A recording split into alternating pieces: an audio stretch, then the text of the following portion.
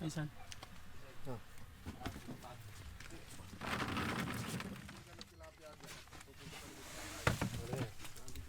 Ano mo? Iba po, hindi nakakapapansin. Marireject kasi yan. Opo. Pag inito mo, dami yan. Marireject yan yung ano. Tingnan nyo lang, mabawasan. Timbang naman. Tatanggalin na lang po ulit. Oo kuya, dami medyo madami-dami. Bagong timbang naman. Bakit na lang po. Meron. Pasobra naman para din sa mga. Oo.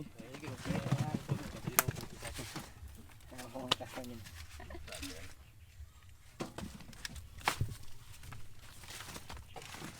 Kulang. Cover dyan sa project. Opo. Walang pa. Timbang na yan. Bibigdatin mo sa... Hindi yan maihinog hanggang bukas. Hindi ho. Sige pa. 24 and a half.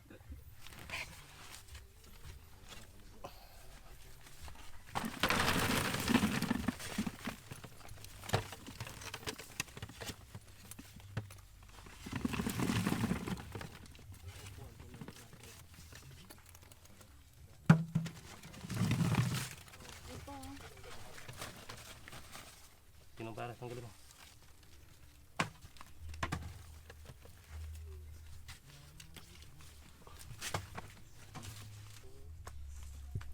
Sakto pala pag nagkunin. Isusong gusto namin makunin later on. Nanonood ba kayo ng agribusiness? Ako po, kung ako dyan, follower din ako dyan. Yan, titingin-tingin kasi ako parang para sa akin kasi ang farming, pag hindi nag-consolidate yung farmer, mahihirapan talaga pagka individual. Oo. Ako, yun ang nakikita ko sa kanila. Sabi ko, ang farmer natin, one of the best mag-produce, pero one of the worst mag-market ng product. Kasi nga, kanya-kanyang style. Mm.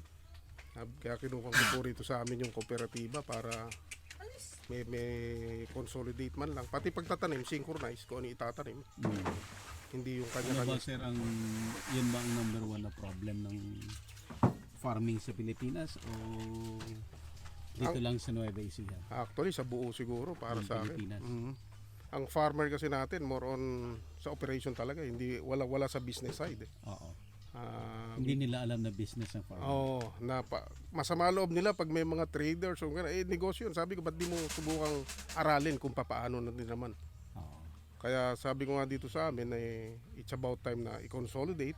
Kung may, halimbawa, meron kang 100 farmers na may 1 hectare each, 100 hectare. Oo. Pagka individual yon, kanya-kanya ng tanim yun, pati yung kung ano itatanim nila. Pero kung sasamahin mo yung 100 na yun sa 100 hectare, Oo. magtanim ka ng mga 4 kinds of agri-product, Oo. mas make one yun, mas madaling i-market.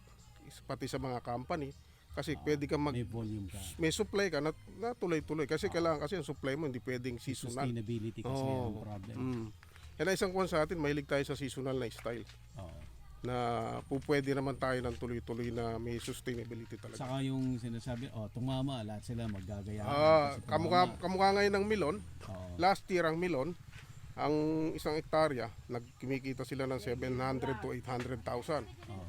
Ngayong taon na to, lahat ng tao, melon ang tanim dito sa Nueva Ecija. So bagsak ang presyo. Babagsak yan. Kaya ako, hindi ako nagtanim din ng melon. Sabi ko, hintayin ko mamatay muna yung hype ng melon bago ako magtanim din. Tanungin na ito. Ganun talaga. Pagka sa highway, makita mo eh. Pag may tindahan ng balot, magbabalot lahat. Tindahan ng sabon, magsasabon lahat. Yan ang typical na style natin sa business. Kaya hindi magsusurvive pagka ganun. Puro panandalian lahat. Pati sa farming ganun din. Sanay-sanay din na style na ganun. Bakit sir, bakit gusto mong i-form yung cooperative? Bakit hindi mo na lang Individual ka mo. as a business mo? Sa akin kasi sa akin kaya ko na individually. Kaya lang sa akin naman parang meron din ako responsibility rito sa community namin na kung pwede ko naman i-share yung knowledge ko sa business side na maisasama ko sila na hindi rin naman ako papalakihin ko lang ng konti responsibilidad ko. Makakatulong ako in the sense. Mahirap din naman sa isang lugar na ikaw lang yung may magandang buhay. Lahat kapitbahay mo naghihirap. Hindi maganda rin yun bilang Pilipino para sa akin. Sino ba sir ang market mo sa ngayon? Na Sino ang market mo sa crops mo? sa crops ngayon, more on sa volume kami. May mga suki talaga ako eh. May suki. May kamukha sa kalabasa, may permis akong suki from Pangasinan din, Urdaneta, gano'n. Aha. Kinukuha nila ng volume yung product ko. Okay. Na kung ano yung presyong tumatakbo, tatapatan niyo. Kung hanggat kaya niyang tapatan, sa kanya yung product ko. Yun ang agreement namin. Okay. Kaya ngayon, gusto ko magkuhan parang out of the box na style nga ng farming. Hindi yung produce ko lang ng produce, tapos bebenta mo ng volume. Okay. Kung pwede mong ma-process sana, mas maganda. Like yung kalabasa, para sa akin, may potential sa process yan. Kamukha ng mga chips, di ba? Sa Singapore at Thailand, nasa hindi kasi ako matagal dun nung nagwo-work ako. Maraming farmer dun marunong mag-process ng product nila. Hindi yung pagka-harvest lang nila, ibebenta lang nila as a bulk, tapos wala na. Ano bang background mo sir sa previous work? Kung ako, telecom engineer ako eh. Oh. Medyo, kaya nga ang ko sana, bakit sa product ng mga like yung sa Lazada, sa Shopee, kaya nila online. Bakit hindi kakayanin sa agri-product yan, sa mga vegetable? Na parang vegetable ang demand din. Siguro kailangan mo lang isipin kung paano yung magiging logistics, yung supply, para in the click of your phone lang din, pwede ka umorder ng vegetable mo. Meron kasi sa Dubai, nung nakabase ako sa Dubai. Okay.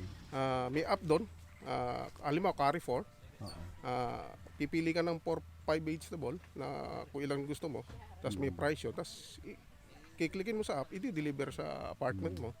Which is sa Manila, alagay ko at this point of time, mag-work yan kasi sa grabe ng traffic. Yung hassle na rin na lumabas na mamalengke ka. Ngayon, kung meron kang parang style ng mga nagdi-deliver na naka-single motorcycle, baka mag-prosper yan para sa akin. Actually sir, ilo-launch namin yung amin. Kita mo. November 15. Sabi ko nga eh. 15, online palengke. Online, di ba?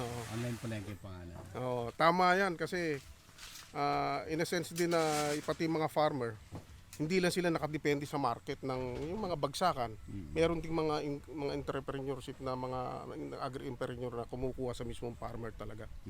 Para kahit papaano, may option yung mga farmer, hindi nakadepende lang sa traders na traditional traders. Yun yung gusto namin mangyari. Kaya as much as possible, kahit na medyo mas costly yung ginagawa namin ganito na pumipick up. Oo. Pero sooner or later baka Palagay ko that's the one yung moving forward ng agri industry dito sa atin. It's about time na matuto talaga tayo mag-market directly sa consumer. You will earn more, at the same time yung consumer mas may quality yung binibili nila. Unlike yung maraming dadaan ng mga kamay. Halimbawa, kamukha rito, pag kinuha rito sa amin yung kamatis ng 25, pagdating sa palengke ng Manila yan, mga 90 pesos ang kilo niyan. Kasi 4 to 5 hands ang aabutin yan eh. Siyempre, yung biyahero, hindi naman siya po pwedeng wala siyang kita kasi may tracking pa siya. Tapos may tao rin siyang binabayaran. Tapos darating sa palengke, may kukuha sa palengke. Mga 4 to 5 na tao ang dinaanan bago mo mabili talaga. Kamukha ng palay dito, ganun din. Yung palay dito is 13, 14 pesos. Pero ang bigas sa Maynila, hindi nagbabago. Bakit? Kasi nga madaming dinadaanan masyado ng mga traders. Na nagsubok ako ngayon, yung iba kong hinarvest, minil ko, binenta ko sa Manila ng certain, halimbawa yung 25 kilo, binenta ko ng 1,000 yung isang sacks noon. Nag-uunahan pa, tapos ang dami ko ngayong order kasi masarap yung bigas namin, para siyang dinurado. Kamukha nung dinurado sa Maynila, there's no such thing of dinurado talaga eh. Commercial name lang yan. Ang variety niyan talaga is hindi dinurado sa palay. Okay. Ano po yung variety ng 218 yung ginagamit dyan, RC218. RC218. Tapos I'm pretty sure na yung 218 na pagdating ng Manila na dinurado is mga 75% pure na yan. May halo na sa mga miller yan. Okay. Yung sa amin kasi, yung sariling harvest namin ngayon, diretso namin tinutulak papunta sa consumer, direct sa consumer. Baka pwede rin natin i-carry yun sa online palengke. Bakit ba hindi? Sabi ko nga, I'm willing na maging source eh. Ang gusto ko lang din naman makatulong din dito sa amin eh. Na at the same time din yung way ng agri dito sa atin mabago. Maging hindi style ng Taiwan, Thailand, kaya Vietnam, hindi yung parang traditional masyado. Opo. Dapat non-traditional ang farmer dito sa atin eh.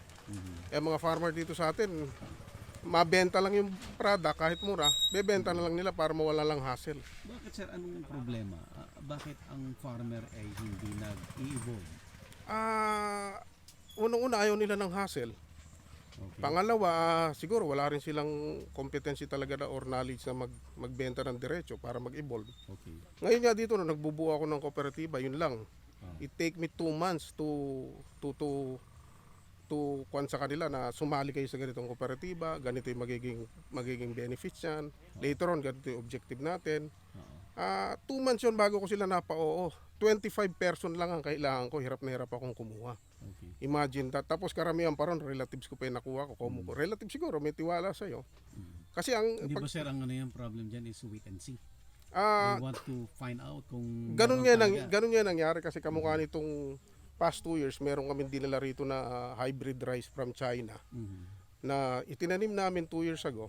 Kami lang ang nagtanim. Mhm. Pagkatanim namin dito, sabi ng mga tao, parang mahirap yan kasi hindi mo naman nasubukan. Mhm. Nitong 3 croppings na kami umaani ng marami. Ngayon naman, ng mga lahat na yun, gusto subukan lahat ng ganong breed. Kasi nakita na nila na it's working talaga. Kailangan talaga mo sa farmer dito, patunayan mo na gagana talaga. Pag hindi mo napatunayan, hindi sila magte-take ng risk. Kasi yun lang din ang kinabubuhay nila. Baga sa kwan, naintindihan ko yun na isusugal mo ba naman yung kinabubuhay mo sa hindi proven or nakita mo talaga. Kaya lang sabi ko sa kanila, once in a while sa buhay mo, dapat marunong ka mag-take ng risk as long as alam mo kung paano i-mitigate yung risk later on. Pagka kasi hindi ka marunong mag-take ng risk talaga, ang magiging buhay mo is from ganyan na lang, hindi na mababago yan.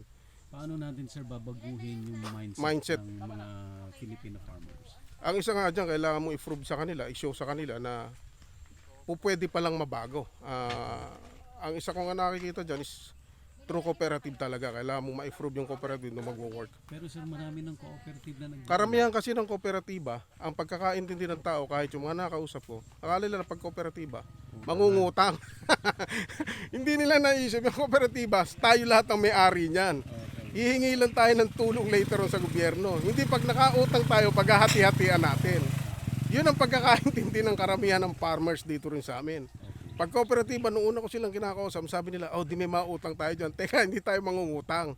Magpuput up tayo ng parang private company, pero in a sense na marami tayong may-ari na tayo magwo-work niyan. Magasakan, may handle sa business side, may handle sa operational side, sa marketing side.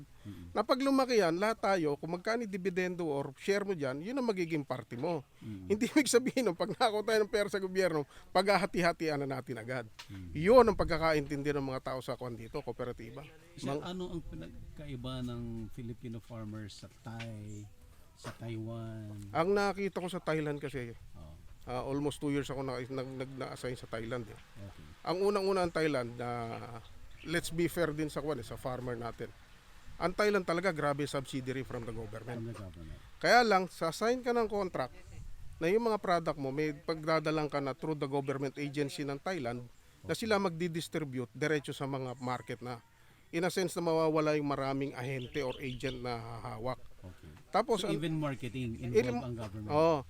Tapos they teach yung farmer talaga sa Thailand na magtinda ng produkto nila na diretso. Kasi meron akong time na unang punta ko diyan. Kasama ko driver ko, papunta kami somewhere in eastern Thailand. Sabi ko sa driver ko, let's buy na ng fried chicken para may food tayo pagdating natin sa lugar na pupunta natin. Binigyan ko silang 100 baht. Nagulat ako pagbalik ko, may dala siyang 3 manok. Sabi ko, bakit ang dami binili? Hindi sir, it's 100 baht is 3 chicken. Nakuha na lechon manok ha. Tapos nung na-curious ako, bakit kaya? Sabi ko, babalikan ko na lang pagka may time ako. Tinanong ko yung mga nagtitinda. 100% doon nagtitinda ng lechong manok doon, may sarili silang poultry. Yun ang isang nakita ko sa kanila. Natuto sila na ibebenta nila as produkto, hindi as chicken. Hindi as chicken. Tapos karamihan na nagtitinda rin dyan ng mga sugar cane. Famous sa Thailand yan, di ba? Mga nakapick up. May mga farm sila ng sugar cane. Direct marketing ang style nila talaga. Natutunan nila yung mga tao. Kasi tayong Pilipino naman, gusto ata natin bulk Pero sir, di ba ganyan naman nung unang panahon? Nung, Di ba ang mga lolo-lolo natin, they Barter pa nga, ibebenta, ibebenta nila as form siya eh. Let's say for example, yung kagaya ng mga lolo ko dati, may sugar cane. Pero hindi sugar cane ang binibenta. Binibenta niya Muscabado. muscabado, suka, or gagawa ng kakanin gamit yung sugar cane. Ang problema nga kasi hindi na transition yung ano yun, yung kultura na yun plus yung knowledge na yun sa younger generation. Okay. Yung mga alam lolo natin nung time na yun wala mahirap mag-aral di ba? Either sa farm ka or mag-aaral ka pag well off ka. Ngayon kasi may access tayo ngayon kahit papaano sa sa education eh. Kahit dito sa mga tao ko, mga anak ng mga yan, pangarap nila is makapagtapos ng pag-aaral. Pag nag-aaral yun, wala na sa farm yun. No? Tinan mo, matatanda na natitira, ilan na rin natitirang bata. Karamihan kaya nga niloloko yung mga to, sabi ko sa kanila, nag-iisip ako ng isang negosyo sa livestock na doon ko dadali matatanda akong tao kasi naawa ko na nasa bukid lang sila. Kaya lang ito na lang natitira nila, second generation ng mga anak. Pagkaya rin yan alana kasi nag-aaral na lahat. Yun yung nakita ko. Tapos nawala yung direksyon natin ng education sa farming. More on sa corporate world lahat. Madali ang pera sa corporate world. Eka nga nila. Ba't nagkaganon sir? Di ba may programa rin ang gobyerno? Anong nangyari? Ang nakita ko kasi, hindi nila nakita sa magulang nila na ang farming is pwede mong depend naman sa buhay mo. Nakita nila magulang nila kung gaano hirap ang inabot. Oo. Yun ang isang naging problemang malaki dyan. Kasi nga, nung matend ako ng isang workshop somewhere in Taytay Rizal dati, si Jeff Parm, yung nag-export ng okra sa Japan. Okay. Ang unang-unang intro niya nang dumating siya doon, sabi nga niya, we need to change the perspective ng mga tao or perception ng mga tao sa farmer. Okay. Ang farmer, pag sinabing farmer, hindi nakasakay sa kalabaw. Mahirap, di ba? Dapat pag sinabing farmer, nakasalakay sa SUV o kaya sa pick-up, sabi niya na malala mga trucks. Yun ang kailangan natin baguhin sa mga kabataan. Kaya ako nung pag umattend akong workshop, yung elder son ko, sinasama ko siya, hindi ko siya pinipilit. Ino-open ko lang siya sa ganung idea. Na eventually, nung mag-take siya ng college ngayon, he take up agribusiness. Dahil nga doon, nakita rin niya na may opportunity talaga. Sabi ko nga sa kanila, pagka traditional farming talaga mahirap, we need to change talaga yung direction ng farming sa atin. Isa nga yung agribusiness o agripreneur. Matuto ka talaga mag-trades din ng product mo. Pag hindi mo talaga natutunan yun, mahirap talaga. Hindi ko rin kinukumbinsi talaga as much as possible. Kung Sir, given your mindset, how big is the potential? for me, after oil, for me, agriculture is the next one. Kasi yan ang food eh. Pwede ka bang hindi kumain? Di ba? Para sa akin, in 10 years time, after oil and food na siguro ang pinaka second na gem na product natin kasi hindi ka dumadami tao eh. Okay. Yan ang reality, mabilis dumami tapos lumiliit ang agricultural land. Tapos kumukonti ang gustong magtanim. Kaya sabi ko kung sino matitira after 10 years, palagay ko yun ang malaki potential sa business na to. Yun yung para sa akin. Sir, paano kayo naging follower ng agribusiness? Sa Facebook kasi mahilig ako mag-follow ng mga groups ng about sa agriculture eh. Okay. Sa akin kasi kahit ang trabaho ko is engineer ako, ang passion ko talaga farming. Okay. Hindi ako natatakot mangitim sa bukid or maputi ka ng paa sa bukid eh. Para sa akin, alam ko kasi na diyan ang magiging fallback ko later on pag nag-retire din ako. Kano nakatagal yan sir na nag-follow kayo sa Meron na sigurong almost 2.5 years. Matagal na rin, oh. Kumusta naman sir? Anong masasabi? Marami ko natututunan. May mga iba kasing farmer na kung paano nila halimbawa sa isang ganitong probinsya, malalaman mo may ganun pala silang tanim, di ba? Ngayon, ako kasi broad ang ginagawa ko. Pag nalaman kong gano'n, isang probinsya, alam ko yun ang specialty. Pag gusto kong sumubok doon muna ako pupunta. You learn it muna bago ka magtanim. Hindi gagayahin mo lang nga magtatanim ka. Kaya kamukha kami nung sili, nung Taiwan or nung labuyo. Nung nagtanim kami 2 years ago na maganda kita namin. 1 year before noon, nagtanim kami ng konti. Talagang inaral muna namin. Tapos nag-aral din ako sa East West pag nagbe-break ako rito or may annual holiday ako. Kung saan meron training, uma-attend ako, pinupuntahan ko talaga. Hindi ako nahihiyang umattend sa ganun. Kahit sa CLSU, uma-attend ako kung ano workshop. Tinatanong ko yung anak ko pagka may training doon. Sabihan mo lang ako, gusto ko lahat matutunan yan. Kasi hindi yan ang field ko, pero willing ako matuto dyan, sabi ko. Kasi nag-i-enjoy ako dyan sabi ko sa ginagawa ko rin at the same time. Ano yung existing na crops ngayon sir? Ang existing crops namin ngayon is, ang bulk namin is kalabasa. Okay. Tapos may kamatis kami nga, ayan. Tapos may siling panigang, may siling Taiwan, tapos meron kaming sitaw plus pakwan. We don't put all our eggs in one basket eh. Yan ang kung laging diversified kami. Bakit, sir? Pagka kasi isa lang ang product mo at sumablayan, sablay ka na tuloy-tuloy. Tapos ako rin, since I came from technology na background, I take advantage yun, like yung PSA natin na website. Sa PSA na website, meron last 10 years dyan, in a monthly basis, lahat ng halaga ng gulay sa buong Pilipinas, in monthly basis. Nilagay ko sa Excel yung ginawa kong graph.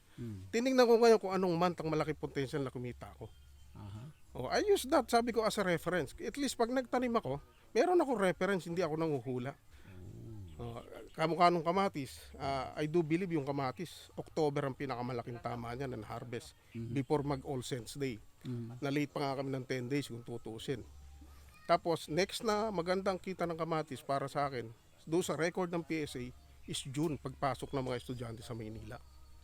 Yan yung nakita ko na months na talagang mataas. Except siyempre sa rainy season. Rainy season is mahirap bumuhay ng halaman talaga eh. Kaya tinitignan namin pati sa kalabasa. Tinukuan talaga namin, inaaral ko personally sa akin. Bagas ako hindi ako tanim ng tanim lang. Meron akong basis na ginagamit din. Tapos tinitingnan ko rin halimbawa pag napunta ako sa napunta ako ng Pangasinan. Along the way, tinitingnan ko kung ano yung mga tanim ng mga tao. Tapos pag nagbakasyon kami nila sa Bulinaw, tumatakas ako 30 minutes, pupunta ako sa palengke, titingnan ko kung ano yung mga tinda nila. I just use that as a reference na ganito product sa ganitong bayan. Sir, advantage mo, ano ang advantage mo? Ang isang advantage ko siguro, open-minded ako. Tapos pangalawa, willing ako mag-risk eh. Pero calculated ako pag nag-risk. Bagas ako kaya kong i-mitigate, hindi ko ikalulugi rin naman. Hindi ko pinababayaan yung hindi ko kayang labasan yung risk ko lagi. Nasubukan mo na bang malugi, sir? Nasubukan na. Si father ko nasubukan na yan. Okay. Malaki lugi namin dati sa milon.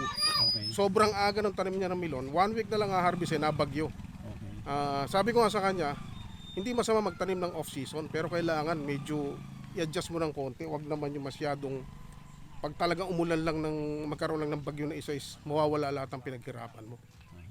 Ganun ginagawa. Ngayon, naging lesson sa amin yun, yung sa father ko rin. Hindi ko sinasabing hindi ako nalulugi. Pero pag sinabi ko sa akin hindi ako nalugi, hindi lang ako kumita ng malaki. Yun ang term namin normally.